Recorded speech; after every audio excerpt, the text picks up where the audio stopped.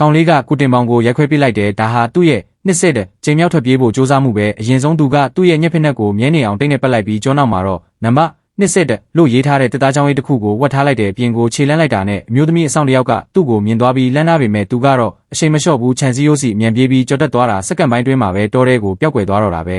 သူတော်ထဲမှာဆက်ပြေးနေရင်လမ်းမှာသူအရင်ကထားခဲ့တဲ့တက်သားချောင်းလေးတွေကိုတစ်ခုပြီးတစ်ခုတွေ့နေရတယ်ဒါဟာသူအရင်ကလည်းဒီလမ်းအတိုင်းထွက်ပြေးခဲ့ဘူးတယ်ဆိုရဲတက်တွေပဲဒါပေမဲ့အရင်တစ်ခေါက်ကအဖမ်းခံခဲ့ရတဲ့နေရာကိုရောက်တော့အဆောင်တစ်ယောက်ကသူ့ကိုထပ်ဖမ်းပြန်တယ်သူအောက်ကိုငုံကြည့်လိုက်တော့နံပါတ်19နဲ့နှစ်ဆက်တက်သားချောင်းလေးတွေကိုတွေ့လိုက်ရတယ်သူချက်ချင်းပဲလက်ထဲကနံပါတ်20တဲ့တုတ်ချောင်းကိုလွင့်ပစ်ပြီးမြတ်တော်ထဲကိုငုံရှိုးဝင်သွားလိုက်တယ်အဆောင်ကသူ့ကိုမမီလိုက်တော့ဘူးဒီတခါတော့သူတကယ်လွတ်မြောက်သွားခဲ့ပြီးအဲ့ဒီညမှာသူကမီးချစ်တစ်လုံးကိုတုံးပြီးပလတ်စတစ်ဖုံးတစ်ခုကိုအကြီးဖြော်လိုက်တယ်ပြီးတော့ပြောနေတဲ့ပလတ်စတစ်ကိုတောက်ခေါင်းထဲထည့်ဖိလိုက်တယ်ခဏလောက်စူးစမ်းကြည့်ပြီးတဲ့နောက်မှာတော့တောကိုဖွင့်နိုင်သွားတယ်နောက်တော့သူကစကူတာတစ်စီးကိုဝိုင်ယာကျိုးဆက်ပြီးခိုးစီးလာခဲ့တဲ့ပိတ်ခါနီးဖြစ်နေတဲ့ရှော့ပင်းမောက်တစ်ခုစီရောက်လာတဲ့လူရှင်းနေတာကိုမြင်တော့ပြက်ခန်းထဲကတဲလေးတစ်ခုရဲ့ခိုးဝင်ပြီးစစ်ပိတ်ကပုံးနေလိုက်တယ်မော်ကြီးပိတ်ပြီးမိတွေအကုန်မောင်သွားတော့မှသူကညစာအဖြစ်ပါလာတဲ့ဆန်ဒဝစ်နဲ့ပန်းတီကိုထုတ်စားတဲ့ခဏနားပြီးတဲ့နောက်တဲကနေထွက်လာခဲ့တယ်မော်ထဲမှာဘယ်သူမှမရှိတော့ဘူး CCTV ကင်မရာတွေမှာသူ့မျက်နှာကိုမမြင်ရအောင်ဟဲမတ်ဥထုတ်တလုံးကိုတောင်စောင်းထားသေးတယ်ဒါတွေအကုန်လုံးသူဒီလောက်ပင်ပန်းခံလုပ်နေတာကတကယ်တော့အပူပေးဆက်ညလေးပြဈေးရှာရလေးတလုံးခိုးဖို့ပါသူအပူပေးဆက်ကိုအိတ်ထဲထည့်ပြီးပြန်ဖို့လုပ်နေတော့အနားမှာရှိတဲ့လျှက်စစ်မုတ်ဆိတ်ရိတ်ဆက်ကိုတွေ့သွားတယ်သူ့မုတ်ဆိတ်တွေကိုကန်ကြည့်ပြီး